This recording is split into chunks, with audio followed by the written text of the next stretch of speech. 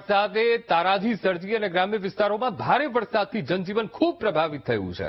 8 inch વરસાદથી જનજીવન ઠપ થયું છે। મેત્રાણા ગામમાં રસ્તા બંધ થતા લોકોને હાલાકી વેઠવાનો વારો આવ્યો છે।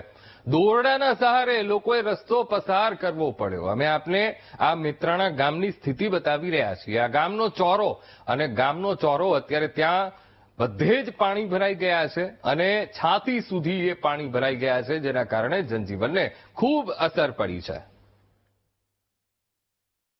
આપ દ્રશ્યો જોઈ શકો છો કે મેત્રાણા ગામની અંદર મુખ્ય માર્ગ જે કહેવાય છે એ માર્ગની અંદર જ પાણી ભરાઈ ગયા છે। પાણીનું વહેણ એટલું મોટું છે કે લોકોને અવરજવર સદંતર બંધ થઈ ગયેલ છે।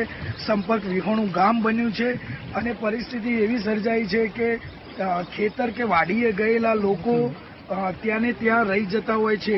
આપણી સાથે એવા જ લોકો છે જે વાડીએ ગયેલા હોય ને વાડીએ ત્યાં રહી ગયેલા હોય। શું કહેશો, આ પરિસ્થિતિ સર્જાઈ છે અને આપ વાડી રહી ગયેલો છો તો શું કહો? ગામની અંદર એક તો મોગરા જેવા માણસો ફસાઈ ગયા, આવે જ આવે એવું કોઈ છે નહીં।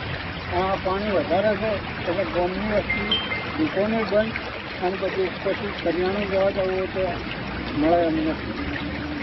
આવી પરિસ્થિતિ કેટલા સમયથી થયેલી છે? આવી છે પરિસ્થિતિ તો ઘણા પહેલા થઈ છે, પણ આજે વધુ પડતી સમય ખરાબ।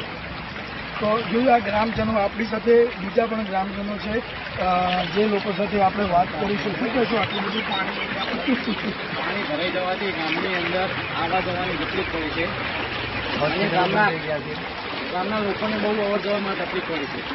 કેટલા સમયથી આવું પાણી આટલું ગામ વચ્ચોવચ પાણી ચાલતું હોય છે? ગામમાં વધારે વરસાદ આવવાથી અમારા ઘર સામે પણ મુખ્ય માર્ગ છે, ત્યાં પણ બહાર નીકળવું બહુ કાઠું પડે છે। તો જોયું આ ગ્રામજનો જે ગામની બહાર હતા એ લોકો પણ અત્યારે ગામમાં આવી શકે એવી પરિસ્થિતિ નથી। હવે આ પરિસ્થિતિ રાજ્યના સરકારના કાન સુધી પહોંચે છે અને પહોંચે તો ક્યારે પહોંચશે અને ક્યાં સુધી આનું નિરાકરણ આવશે એ તો જોવું રહ્યું। ચેતન દરજી, VTV ન્યૂઝ, સિદ્ધપુર।